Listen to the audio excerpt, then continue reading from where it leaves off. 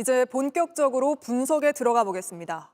먼저 원인으로 짚어볼 부분은 여객기가 부딪히며 폭발한 활주로 끝에 설치된 콘크리트 둔덕입니다. 여객기의 착륙을 돕는 안테나, 로컬라이저를 지지해주는 역할을 했는데 결과론적이긴 하지만 이것만 없었다면 피해를 줄일 수 있었을 거란 지적이 나옵니다. 일단 저희 취재 결과 국토부 매뉴얼은 어긴 걸로 확인됐습니다. 먼저 임지수 기자입니다. 동체 착륙한 여객기는 속도를 줄이지 못하고 활주로를 넘어 안전구역으로 밀려갔습니다. 그리고 콘크리트 구조물을 들이받습니다. 이 구조물 2,800m 활주로 끝단에서 264m 떨어진 곳에 있었습니다. 흙더미로 둘러싸인 두터운 철근 콘크리트 구조물로 이루어졌습니다. 좌우 길이 58m, 높이는 4m 정도였습니다. 이 구조물 위에 로컬라이저 안테나라는 장치를 설치했습니다. 비행기가 착륙할 때 중앙선에 맞추도록 신호를 보내는 장비입니다. 둔덕을 쌓은 이유는 활주로와 수평 높이를 맞추기 위한 것으로 보입니다.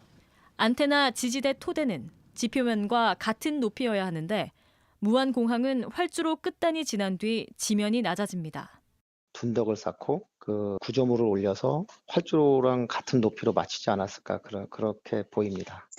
충돌 가능성이 있는 장애물이 생겼는데 안전거리도 확보하지 못했습니다. 국토부 매뉴얼에 따르면 안테나는 활주로 말단으로부터 300에서 600m 사이 지점에 설치해야 합니다. 포장되어 있는 면이 다른 공항보다 런웨이 끝나고 나서 포장되어 있는 면이 짧다 보니까 결과적으로 이 단단한 구조물에 충돌해 여객기는 폭발했습니다. 지표에 안테나만 설치됐거나 구조물을 뚫고 갈 수 있었다면 참사는 막을 수 있었을 가능성이 큰 겁니다. 국토부는 비슷한 사례가 많다면서도 자세한 규정은 파악 중이라고 했습니다. 해외 사례도 미국의 LA 공항이 이 콘크리트를 이용을 해서 높이를 올렸고 규정들에 대해서는 저희가 좀 더 파악을 하고 다시 좀 말씀을 드리겠습니다. 안전을 위해 만든 시설 때문에 안전이 위협받았습니다. JTBC 임지수입니다. 국내외 전문가들 사이에선 이 안테나가 일반적이지 않다는 의견이 잇따랐습니다. 내구성이 강한 콘크리트 위에 안테나 구조물을 세운 게 이례적이라는 겁니다. 실제 저희가 확인해 보니 국제 표준 매뉴얼에도 항공기 충돌에 대비해 부서지기 쉽게 지으라고 나와 있었습니다. 이어서 박준우 기자입니다.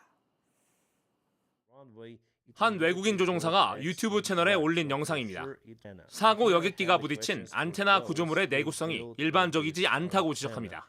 Why is it so freaking robust? It's the first time actually I see this kind of the construction. The airplane was stopped by this concrete, reinforced concrete, just immediately. Just look how thick this wall really is.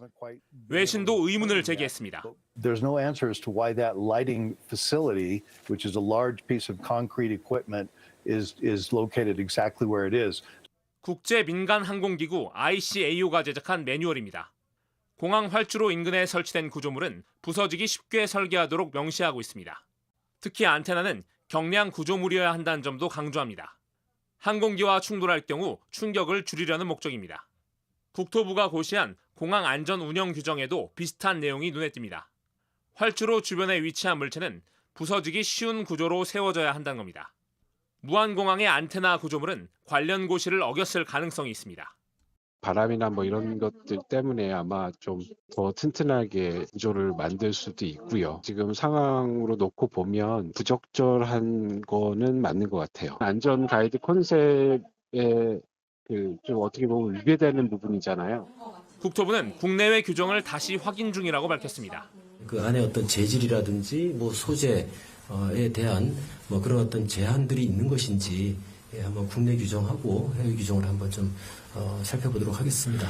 사고 여객기는 안테나 구조물과 부딪힌 뒤에야 멈춰섰고 곧바로 화염에 휩싸였습니다. JTBC 박준호입니다.